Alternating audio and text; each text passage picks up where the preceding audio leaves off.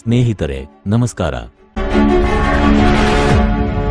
ಜರಾಸಂಧ ಮಹಾಭಾರತ ಕಾಲದ ಮಹಾನ್ ಯೋಧ. ಈ ಜರಾಸಂಧ ಮಗಧ ದೇಶದ ಅರಸ.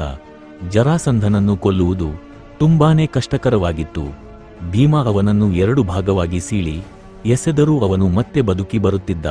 ಶ್ರೀಕೃಷ್ಣನ ಸಲಹೆಯ ಮೇರೆಗೆ ಭೀಮ ಜರಾಸಂಧನನ್ನು 2 ಭಾಗವಾಗಿ ಸೀಳಿ ಎಡಭಾಗದ ತಲೆಯನ್ನು ಬಲಭಾಗದ ಕಾಲಿನತ್ತ, ಬಲಭಾಗದ ತಲೆಯನ್ನು ಎಡಭಾಗದ ಕಾಲಿನತ್ತ ಜೋಡಿಸುವ ಮೂಲಕ ಅವನನ್ನು ಹತ್ಯೆಗೈಯುತ್ತಾನೆ. ಜರಾಸಂಧನ ಮರಣ ಮಾತ್ರವಲ್ಲ, ಆತನ ಜನನವೂ ವಿಚಿತ್ರವಾಗಿತ್ತು. ಅದೇನು ಹೇಳುತ್ತೇನೆ ಬನ್ನಿ. ಜರಾಸಂಧನ ತಂದೆಯ ಹೆಸರು ಬೃಹದ್ರಥ. ಈ ಬೃಹದ್ರಥನಿಗೆ 2 ಪತ್ನಿಯರಿದ್ದರೂ ಮಕ್ಕಳಾಗಿರಲಿಲ್ಲ. ಇದೇ ವಿಚಾರಕ್ಕೆ ಬೃಹದ್ರಥ ಅಸಮಾಧಾನಗೊಂಡಿದ್ದನು.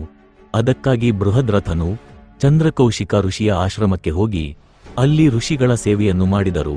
ರಾಜನ ಸೇವೆಯಿಂದ ತೃಪ್ತನಾದ ಚಂದ್ರಕೌಶಿಕ ಋಷಿ ಆತನ ಅಸಮಾಧಾನಕ್ಕೆ ಕಾರಣವೇನೆಂಬುದನ್ನು ತಿಳಿದು ರಾಜರನ್ನು ಕರೆದು ಒಂದು ಸೇಬನ್ನು ನೀಡಿ ಇದನ್ನು ನಿನ್ನ ಪ್ರೀತಿಯ ಮಡದಿಗೆ ನೀಡುವಂತೆ ಹೇಳಿದರು. ರಾಜನಿಗೆ ತನ್ನ 2 ಪತ್ನಿಯ ಮೇಲೆ ಅಪಾರವಾದ ಪ್ರೀತಿಯಿತ್ತು. ಈ ಕಾರಣಕ್ಕಾಗಿ ಅವನು ಚಂದ್ರಕೌಶಿಕ ಋಷಿ ನೀಡಿದ್ದ ಸೇಬು ಹಣ್ಣನ್ನು 2 ಭಾಗಗಳನ್ನಾಗಿ ಮಾಡಿ ತನ್ನ 2 ಪತ್ನಿಯರಿಗೂ ತಿನ್ನಲು ನೀಡಿದನು. ಈ ಸೇಬು ಹಣ್ಣನ್ನು ತಿಂದ ನಂತರ 2 ಪತ್ನಿಯರಿಗೂ ಮಗು ಜನಿಸಿತು. ಆ ಮಗುವಿನ ಅರ್ಧ ಭಾಗ ಒಂದು ಪತ್ನಿಗೆ ಜನಿಸಿದರೆ ಇನ್ನರ್ಧ ಭಾಗ ಇನ್ನೊಂದು ಪತ್ನಿಗೆ ಜನಿಸಿತ್ತು. ಈ ವಿಚಿತ್ರ ಮಗುವನ್ನು ಕಂಡು ಭಯಗೊಂಡ ರಾಣಿಯರು ಆ ಮಗುವನ್ನು ಕಾಡಿನಲ್ಲಿ ಎಸೆಯುತ್ತಾರೆ.